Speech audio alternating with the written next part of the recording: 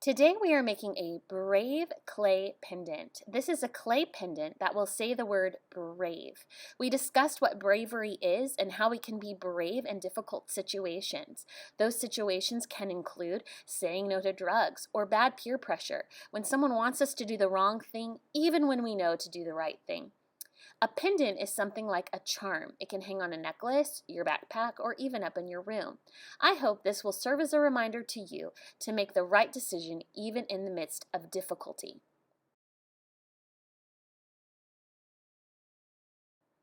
In class, I will give you a small ball of clay. Here are what the charms can look like when you're done. They will dry out and then be placed in the kiln to be turned into a ceramic piece. I'll explain that more in class. On the back, you will need to write your initials and put a number for your grade and also your teacher's initial. Take that ball of clay and you will need to roll it out with a rolling pin.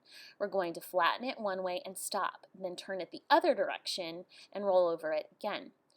The thickness of the clay needs to be about a little bit smaller than a cookie. So it just has to be too thin, it will break. So make it a little thick.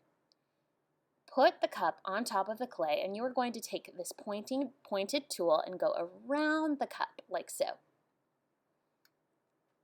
You want to apply pressure because you're going to remove that clay from the cup lid. So we have a circle. Now we want to make sure the edges are smooth, and you can do that by gently rubbing your finger around the edges to smooth out all those cracks, or if you have some extra clay hanging off the side, you'll also want to remove that by smoothing it out with your finger. I'm turning it with one hand and smoothing it with the other hand. You can also take that tool and get the extra clay that might be poking out and just cut it off because that tool has a sharp point. Once you have the pendant where you want it, which is smooth and flat, take the top of your stick and poke a hole. Make sure it's not too close to the edge and go to the back and poke the other side so we know that that hole is free from any clay, or else you won't be able to put a string through that hole and you won't be able to hang it up. So hold it up and see if you can see through it, and if you can't, you'll need to go back through it again with your stick. Write your initials, the first letter of your first name and the first letter of your last name. And in this tray, make sure all the letters are facing up so you can see them clearly. If they're not, go ahead and take some time to put them all facing up. And on the back of that charm, you want to put a 4 for the number of grade that you're in. So if you're in the 4th or 5th grade or 6th grade, put the number of your grade. And on the back, also your teacher's initial. So I put a 4 and an L for Miss Lynam's class. On the front, if there's any blemish, just smooth that out. A blemish is like a mistake. Smooth it out, and now we're going to write the word Braven with these stamps. So the B needs to go the right direction. Look at your tray and find the B. You will need to share these. Take the B and make sure that the flat side of the B is pointing outward.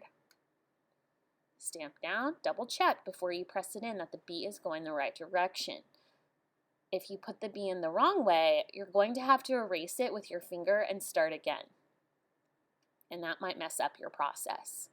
Make sure your B is facing the right direction when you stamp it in. Double check it, go over it. Then you'll have the R, and you'll stamp that in next. Apply some pressure, so make sure the R and every letter gets in there very well. And then the A, the V,